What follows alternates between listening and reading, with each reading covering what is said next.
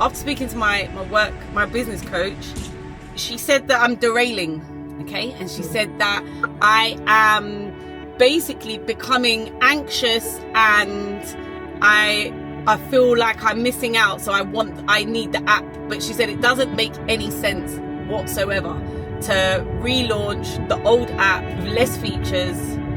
Even if it looks better, it's not going to be better. She doesn't understand the why.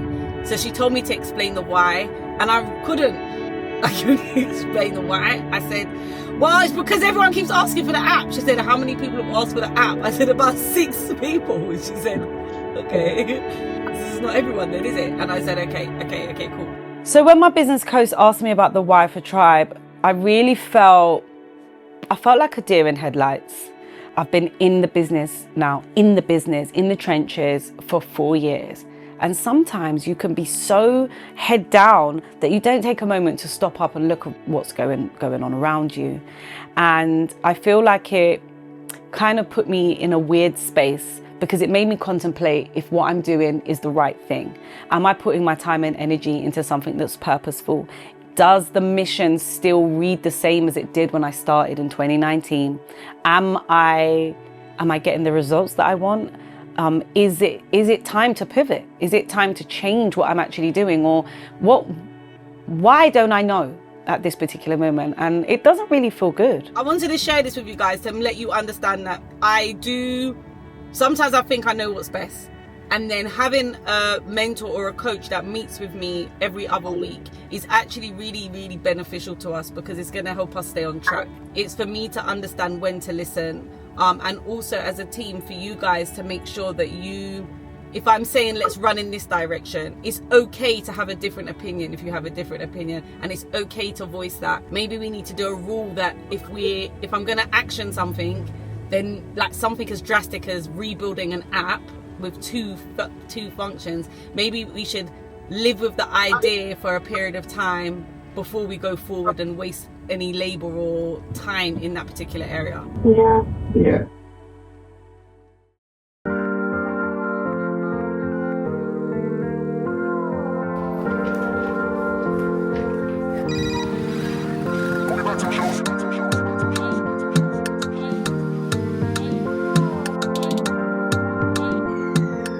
It's like 100 degrees outside and the school is closed today because of the heat. Yesterday they tried to open the schools. We had mad parents coming in, bringing in aircon units, fans, all the rest of it to keep the school open. It's like, as a parent, especially a working parent, the disruption of the school it's just insane.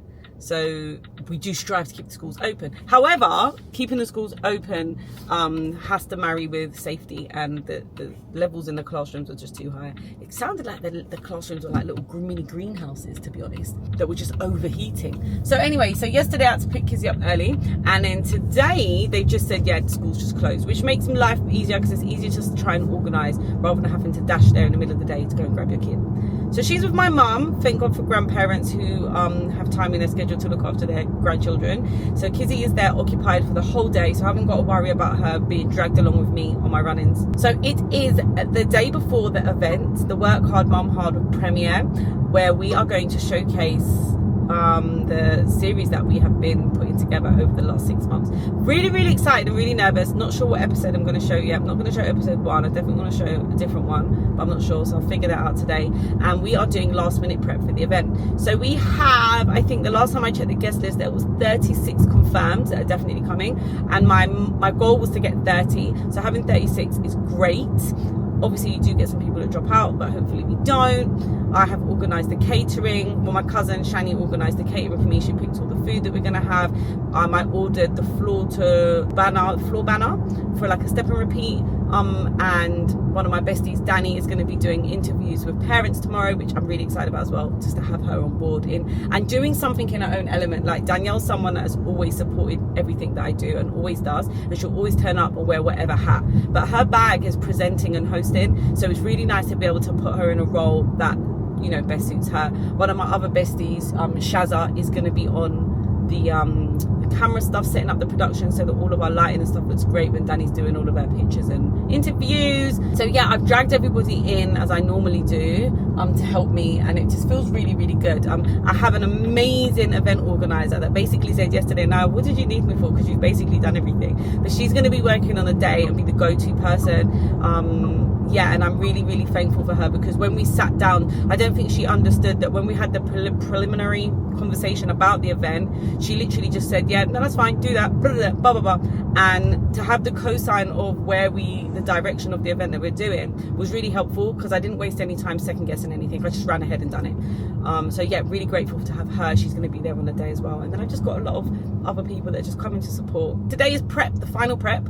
I need to schedule some mailers so people have all the information that they need. I need to email over the running order of the event to Barclays so they know exactly what we're doing. I really need to try and get a hold of a speaker for the day, because I did want to DJ for the hour, because I love ambience and I think silence is deadly. So yeah, definitely gonna try and see if I can pull that one out of the bag today. And I'm currently on my way down to Danny's, because she is printing off a bunch of labels and stuff for me, so I can brand my my giveaways and stuff that I'm gonna have on the day. I'm a really big branding girly, like honestly I love branding. So come with me today, guys. We're gonna be outside. I feel like when we do these type of events, it probably looks like a lot of people are on board helping and doing 5,000 things, and the team is massive.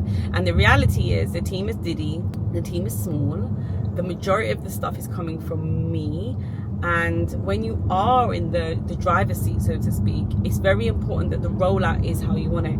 I would say I'm somewhat of a perfectionist, but I've learned to let go a little bit, especially with this tech journey. I've learned to fall back, because sometimes perfection in your first stance is not actually helpful, because you need to allow room for progression. However, the imperfect perfect still needs to be perfect. So yeah, that's it. See you on the other side. Now we are heading in to La Factory. Yeah, because the building's old, isn't it? Ah. So it's like... It's not cool up here.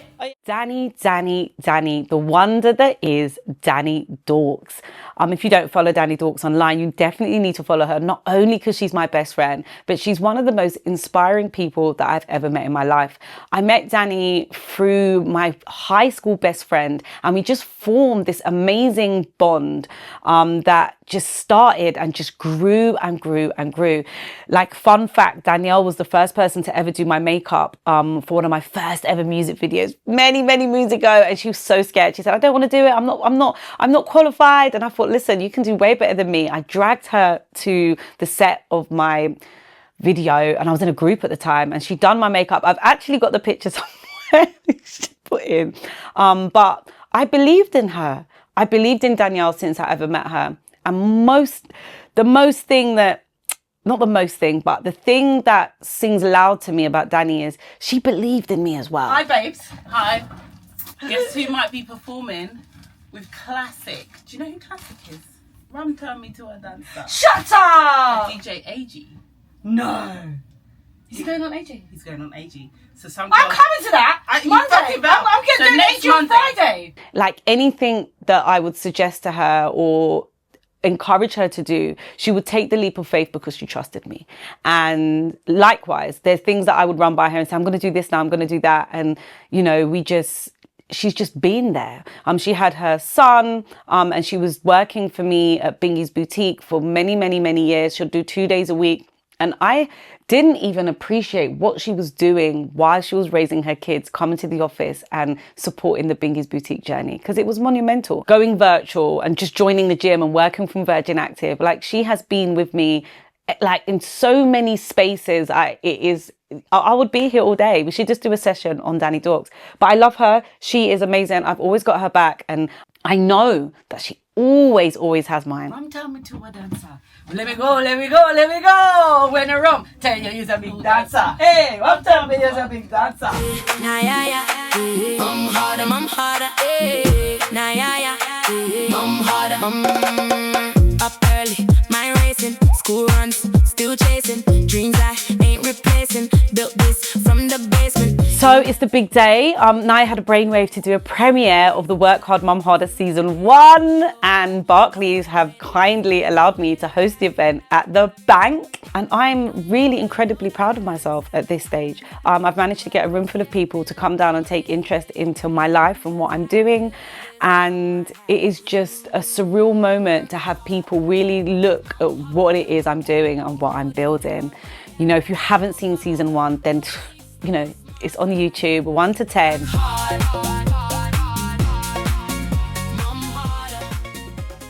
How's the summer holidays treating you so far?